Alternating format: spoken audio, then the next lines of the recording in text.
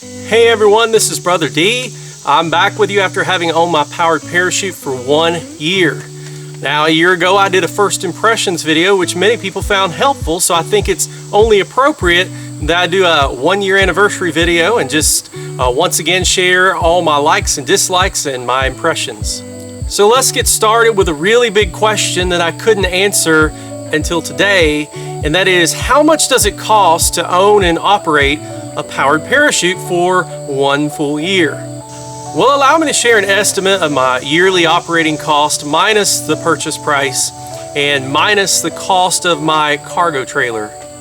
I think you should know that if you include the purchase price in your estimates, you'll never fully be able to justify owning an aircraft. It just doesn't make sense financially.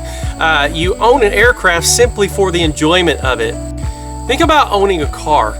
Nothing about that makes sense financially. You always lose money, that is, unless it happens to be a valuable classic.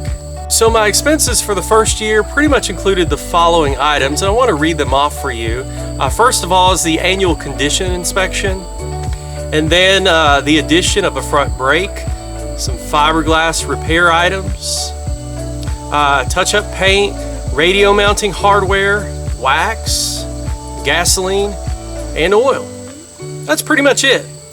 Now I want you to know that I failed to keep my receipts, so everything I'm going to share with you is pretty much an estimate of the cost. So my annual condition inspection was $450, and that included new plugs and wires and the installation of my front brake. Now the front brake, that was something I had to purchase separately on T-Bird's Powered Parachute on their website, and the cost of the front brake was $200. For the fiberglass repair items and the touch-up paint, I spent right at $100. For the radio mounting hardware, I purchased some RAM mounts off of Amazon.com. I also purchased a holder for a dual-com system, and I got that holder off of T-Bird Powered Parachutes. And those items totaled up to roughly $100. Dave LaQuire told me that the best wax, believe it or not, is Lemon Pledge, and that's only about $5 a can tops. You can sometimes get it a little cheaper. Now for the fuel cost.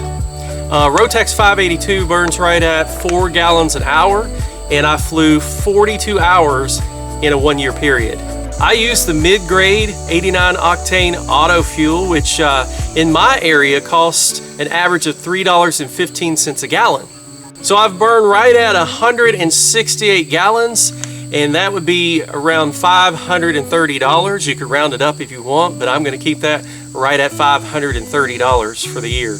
Now, if I were to guess on my oil consumption, I think it burns a quart about every 3 hours of flight time. That would be right at 14 quarts of oil for the year, and I'm burning the Pennzoil Marine Premium Plus, which is what Dave LaQuire recommends. That Marine Premium Plus, that 2-cycle oil, costs about $7 a quart, so for the year that's right at $100.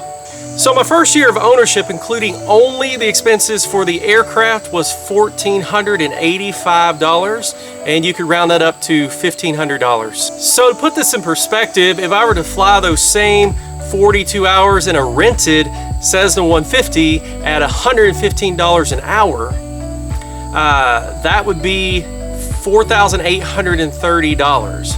$115 an hour is what it costs where I live here in Kentucky. So I think I got off pretty cheap for my first year. Now, if something went wrong and you had to have an engine overhaul, that could range from $3,000 to $3,500 for a Rotax 582. And I also purchased a new APCO Cruiser for $3,650, but that's going to go on next year's expenses. But even if you had an engine overhaul and bought a new chute in the same year, that would still be just slightly more than renting an airplane for those same 42 hours. That is at $115 an hour. If you were renting a Cessna 172, it would exceed the cost of everything I mentioned. So the next big question, what about hangering or storing a powered parachute? Well, some people will store them in their garage and put them on a flatbed trailer and then haul them to the local airport. Others will keep it in a hangar at the airport, but I don't have a garage, and all the hangar space at the airport is completely rented out. They don't have anything left. So those aren't options for me. So at first, I reluctantly had to keep it in a dusty tobacco barn, and it got really filthy, which really made me sick. I didn't like to see that. So I realized pretty quickly that I needed to buy an enclosed cargo trailer. But let me tell you, it was really difficult finding one that big at an affordable price. It was also difficult trying to find a used one. I finally found a used one, and I had to drive 350 miles to get it, and it still cost me $3,000. Now, going back to my first impressions video, I said one of my frustrations was how long it took to trailer the powered parachute to the airport, do a pre-flight inspection, and then set it up to fly. I said it took nearly an hour. That just seemed way too long. But since then, I've found some ways to kind of not cut down on the time per se, but to spread everything out so it's not so overwhelming. First of all, I was able to lay out and mow a runway on my farm. It's about 650 feet long. Now that works great if you're flying solo, but if you're carrying a passenger, it doesn't give you a whole lot of margin of error to get off the ground and clear the trees. So if I've taken a passenger, I have to go out to the local airport. But anyhow, that cuts down on some time because I'm not having to trailer the aircraft. And secondly, since I'm not driving it down the road, and since it's not vibrating and trying to shake apart any crucial parts, I can go ahead and do my pre-flight on a different day than the day that I fly. For instance, I can pull it out of the trailer on a really windy day and do a really thorough inspection of the cart and then push it right back in the trailer. This makes it so I don't have to do a pre-flight inspection of the cart on the day that I fly. All I have to do is a run up and lay out the chute. And thirdly, I've practiced laying out the chute so many times that I've gotten it down from like 30 to 40 minutes, and I know that's laughable, but I've gotten it down from that time to right at 10 minutes, sometimes quicker. So that saves time right there. Now, like I said, if I'm flying a passenger, I still have to drive to the local airport. And when you include the drive time and pre-flight and setup and all of that, it still takes a while. It doesn't take an hour now, but it still takes a good 45 minutes. Now, in my first impressions video, another thing I said was really frustrating was having to put up with the wind. If it's gusting at all, it's going to make it really bumpy, very uncomfortable, and if it's strong enough, sometimes frightening. They say you can fly a powered parachute in winds up to 15 miles per hour, but that's only if it's like a constant laminar flow. Otherwise, don't believe it. My experience has been that if it's like a 3 mile per hour wind, for example, and it's gusting from 5 to 7, it's still going to be a really bumpy flight. What this means is that your flight times are going to be limited, but I still need to add that I got in more hours in 1 year's time in a PPC than I did in an airplane. Ownership of an aircraft of any kind definitely provides more flexibility in scheduling and working with the weather. But in a powered parachute, you've got to get used to a little bumping around because it goes with the territory. So when I first got my powered parachute, I had some doubts of whether I'd own it very long because it had some inconvenience factor to it.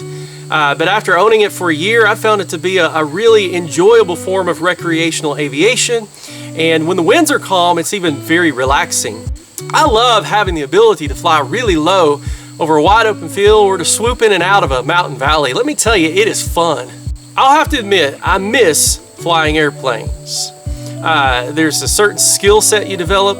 It is challenging. It does something mentally for you. I like flying airplanes, and I can see myself purchasing one day. But even if I do, I'm pretty sure I'll keep my powered parachute and park it in the same hangar as the airplane. It's that much fun. Overall, I really enjoy powered parachuting. And if you're looking for an inexpensive recreational aircraft, then I highly recommend getting a powered parachute.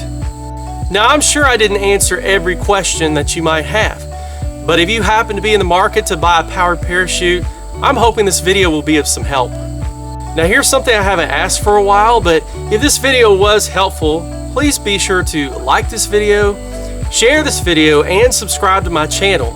And be sure to click the notification bell so that you can be alerted to any new content. Thank you, and God bless.